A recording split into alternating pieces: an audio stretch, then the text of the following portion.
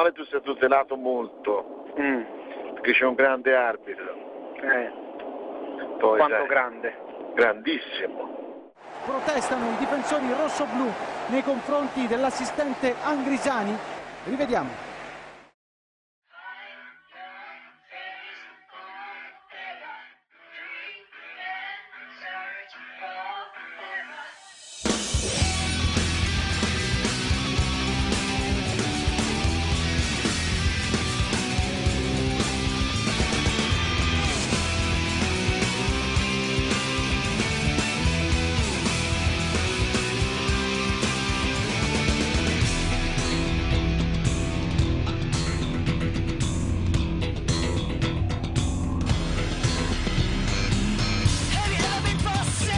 Trentaduesimo, viene graziato Menez, intervento da dietro.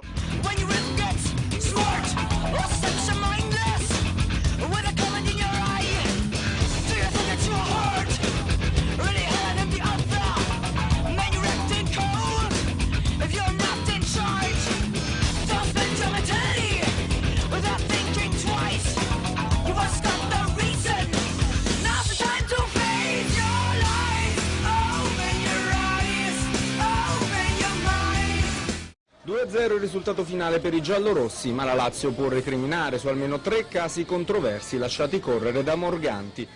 28esimo primo episodio recriminato dalla Lazio, mani dubbio di Simplicio.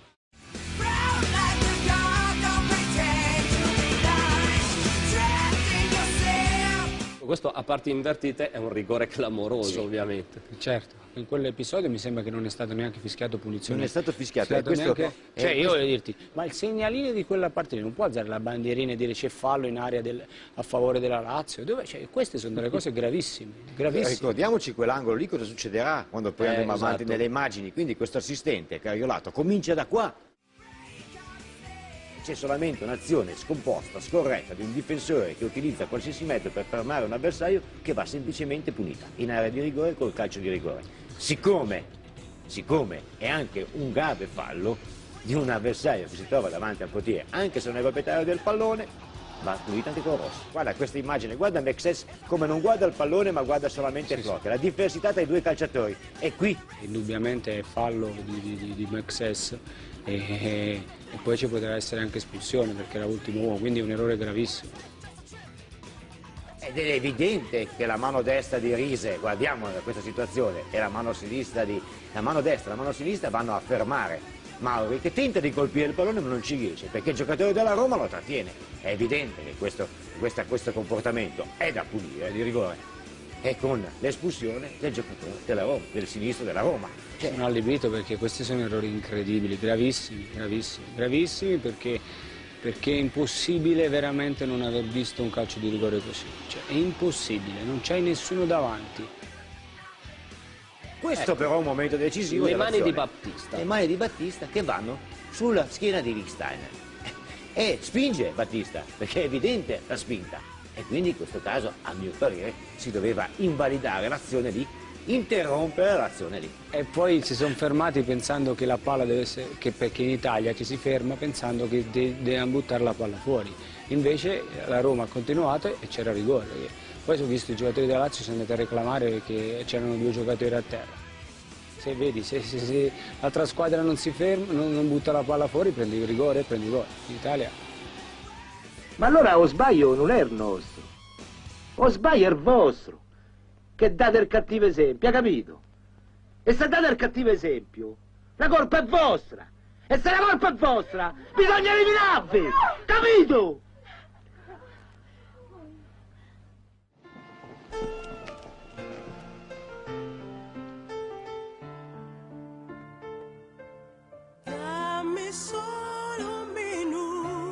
Mentre il tempo sarebbe scaduto.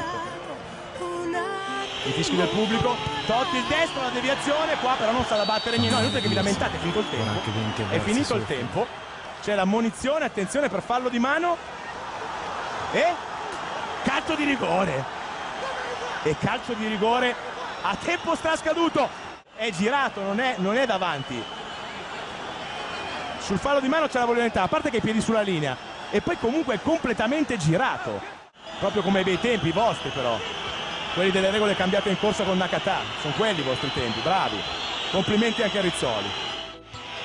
I fischi del pubblico, il destro di Totti e il gol. Ingiustificate queste reazioni di esultanza da parte dei tifosi della Roma, che hanno commesso un bel furtarello triplice. 1-1, minuto numero 49, ne aveva dato 1 di recupero l'arbitro, sono diventati 4 per portarli al pareggio. Complimenti Rizzoli, bravo, e complimenti alla sportività come al solito del loro capitano, che va ad esultare come se avesse vinto la Coppa dei Campioni dopo essersi guadagnato in maniera truffaldina il calcio di rigore, tra l'altro a tempo strascaduto. Non voglio più sentire in settimana, comunque va alla fine sta partita, ma neanche un tifoso della Roma che viene a farlo spiritoso con alcune battutine su episodi arbitrali. Iaquinta in posizione regolare che andava in porta, fermato dal guardaline 2 volte, e poi un calcio di rigore con Pepe che la prende di mano a tempo strascaduto, spalle alla porta. Quindi beccatevi sto pareggio.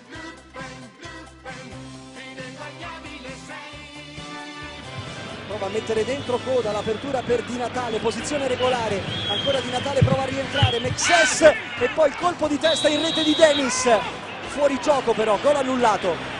Eccolo il tiro di Domizzi.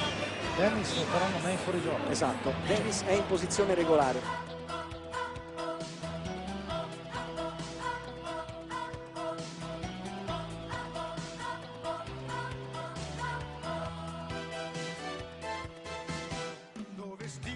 Nessuno lo sa, ma lui certamente comparirà. Dove c'è un tesoro, se lo vorrà, allora lui arriverà. Zericata l'ispettore lo sa, e il tesoro quindi sorveglierà. Ma Lupin allerta, sempre lui starà.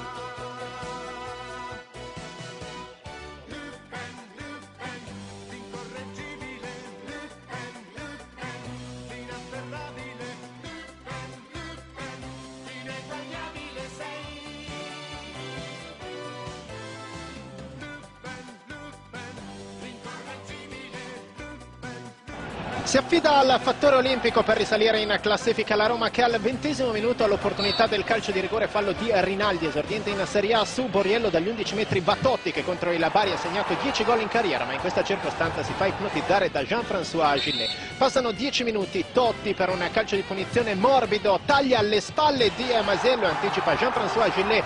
Juan parte però in posizione irregolare, ma torna comunque al gol dopo. Ci ha già anticipato la nostra collega che lei è molto arrabbiato per l'arbitraggio. Posso dire che, avendo rivisto un po' di immagini, ha parecchie ragioni il Catania oggi di non essere, diciamo così, contento dell'arbitraggio di Brighi.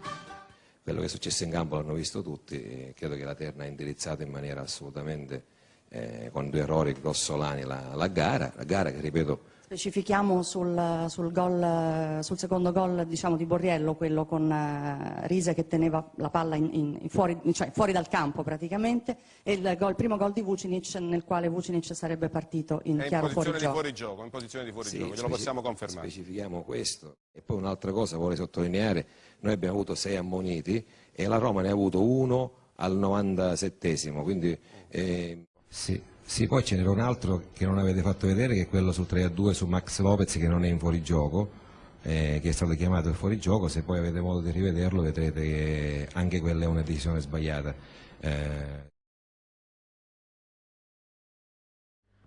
C'è una cosa sola vera, per chi spera, che forse, un giorno,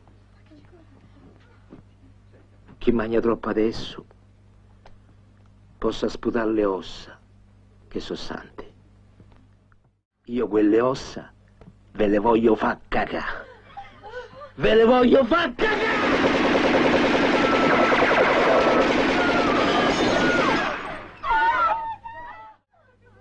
Sta serva della Rizzoli.